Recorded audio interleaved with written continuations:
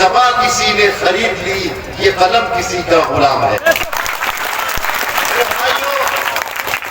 कारवानी इत्तेहाद और भाईचारा का ये पैगाम जो नीतीश कुमार बिहार के जरिए पूरे हिंदुस्तान को देना चाहते हैं, वो क्यों देना चाहते हैं?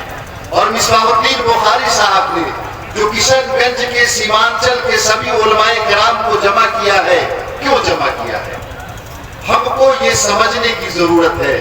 अजीज बर्दी साहब ने बहुत सारी बातें साफ साफ कह दी हैं, मैं उसमें कुछ चीजों का इजाफा करना चाहता हूं कि आज मुल्क में जो हालात हैं, मुल्क जिन हालात से गुजर रहा है और मुसलमान सियासी समाजी सतह पर जिस तरह से आइसोलेशन का शिकार हो गया है, मुसलमानों को जिस तरह से अलग थलग करने की कोशिश हुई थी और वो लोग कामयाब हुए हैं, उस पर गौर करने की जरूरत है।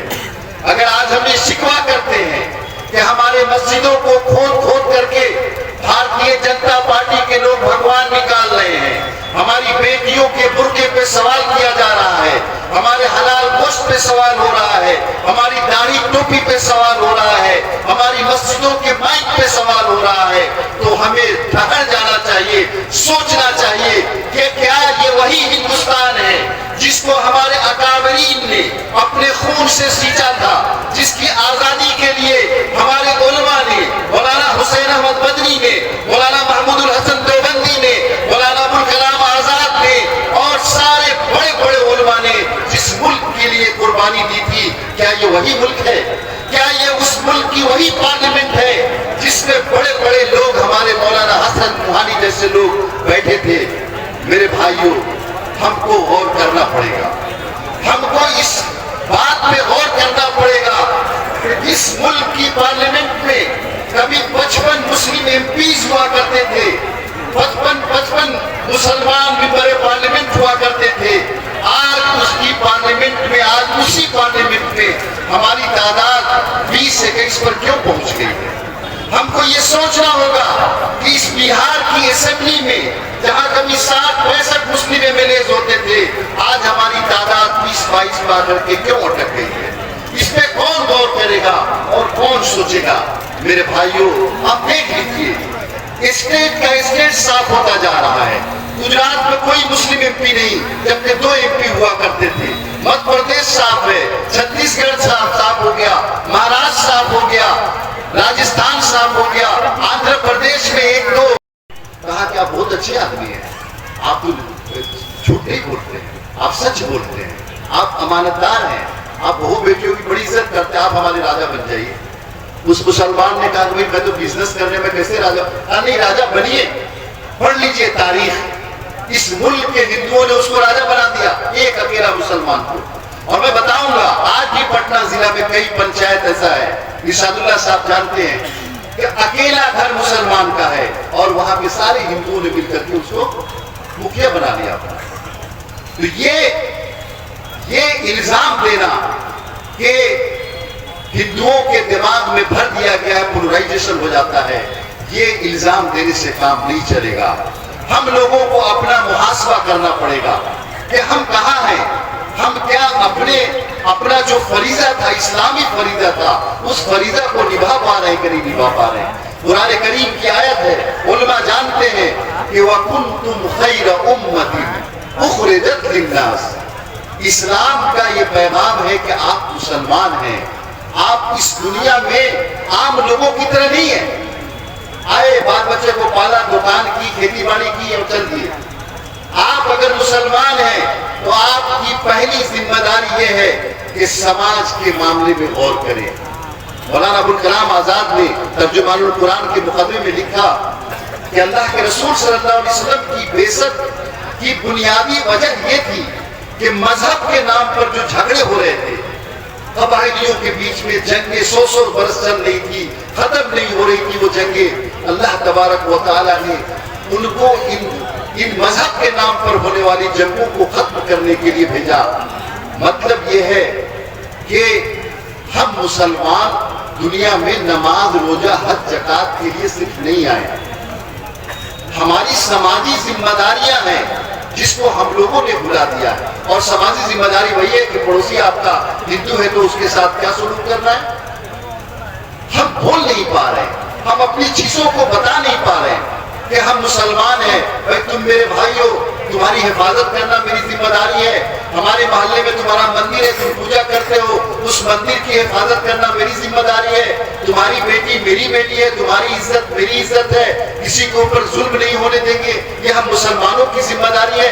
अगर हम मुसलमानों ने हिंदुओं को, अपने गांव में रहने वाले हिंदुओं को, हिंदू भाइयों को अगर ये यकीन दिलाया होता तो यकीन जानिए ये भारतीय जनता पार्टी कभी कामयाब नहीं हो पाती। तो मुझे पता है किशनगंज के लोग चाहते हैं कि भारतीय जनता पार्टी नाकाम हो, और इसी चाहने में भारतीय जनता पार्टी कामयाब हो जाती है। आज कहा जाता है किशनगंज कश्मीर हो गया। क्यों हो गया भाई? मेरे भाइयों, आप लोग हाथ उठाइए कि क्या आप लोग चाहते हैं कि भारतीय जनता पार्टी की जो विचारधारा वाली सरकार है वो खत्म हो? उठाइए हाथ। चाहते हैं ना? तो समझ लीजिए भारतीय जनता पार्टी को वोट न देने से भारतीय जनता पार्टी नहीं जाने वाली। उसके लिए सोचना पड़ेगा, मैकेनिज्म बनाना पड़ेगा। और ये आज अहद करके जाइए आप लोग कि अपने मोहल्ले में, अपने गांव में, जहां के रहने वाले, जिस जगह के रहने वाले हैं, वहां के अपने हिंदू भाइयों की खबर खैरियत लेंगे, उनसे पूछेंगे और बताएंगे कि हम दाढ़ी टोपी वाले तुम्हारे दुश्मन नहीं, तुम्हारे भाई हैं। बताएंगे ना? हाथ उठाइए, वादा कीजिए। कहा फिर से उठाइए सब लोग। चलिए, बहुत अच्छा। और इसके साथ साथ 1 मिनट में और एक बात करके मैं अपनी बात खत्म कर दूंगा। भारतीय जनता पार्टी का ये चेहरे एक नहीं। आप देख लीजिएगा कि जब इसको गुजरात में इलेक्शन जीतना होता है कोई पार्टी खड़ी हो जाती है, जिता देती है। आसाम में इलेक्शन जीतना होता है कोई पार्टी आएगी, खड़ी हो जाएगी, इलेक्शन जिता देगी।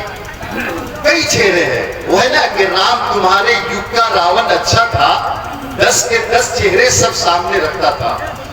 राम के युग का जो रावण था उसका चेहरा सामने रखता था, लेकिन अभी भाजपा का जो चेहरा है, एक चेहरा सामने, बाकी सामने नहीं आता है। तो जब भाजपा को ये लगता है कि यहाँ जय श्री राम का नारा लगाएंगे, हिंदू मुसलमान मिल गए, और तो उनकी दाल निकलने वाली है। एक आदमी को भेजेगा, जैसे अजीज बर्नी साहब बता रहे थे, 4 लड़के मोटरसाइकिल पे चढ़ेंगे, कहेंगे नारे तकबीर, जोर से नारा लगाओ। अब इधर नारे तकबीर लगा, उधर सारे हिंदू कहेंगे देखो मुसलमान सब मोटरसाइकिल पे, देखिए अब बड़ा दंगा करेगा, लगता है जमा होना शुरू हो जाते हैं। तो ये दरअसल भारतीय जनता पार्टी और इस तरह के नजरियात को मजबूत करने के लिए एक बी टीम, एक सी टीम, एक डी टीम तैयार की जाती है। ऐसे चेहरों को पहचानने की जरूरत है और बिल्कुल इस बात से नहीं डरना है, नहीं घबराना कि मुल्क में भारतीय जनता पार्टी क्या करने जा रही है। हमको इस बात पे यकीन रखना चाहिए कि इस्लाम की फितरत में कुदरत में लचकती है, जितना ही दबाओगे उतना ही उभरेगा। हमको डरना नहीं है, लेकिन हमको इस बात पे नजर रखनी है कि हम जिनको भाजपा का दुश्मन समझ रहे हैं वो उनके दोस्त तो नहीं है। हमें किशनगंज में उनके लिए काम कर देते हैं, बाकी पूरा बिहार साफ हो जाता है, पूरा हिंदुस्तान साफ हो जाता है। तो ऐसे लोगों को पहचानिए और ऐसे लोगों को बता दीजिए कि आजादी के वक्त हमारे अकाबरीन ने, कायदे आजम मोहम्मद अली जिन्नाह ने यही नजरिया पेश किया था जो आज हैदराबाद के लोग पेश कर रहे हैं। हमारे अकाबरीन मौलाना हुसैन अहमद बंदी, मौलाना अबुल कलाम आजाद, मौलाना फजल हक खैराबादी, मौलाना हसरत मुहानी ने उसी वक्त इस नजरिए को मुस्तरद कर दिया था कि ये नजरिया नहीं चलेगा। मजहब मुल्क बनाने के लिए नहीं होता है, मजहब इंसान बनाने के लिए होता है।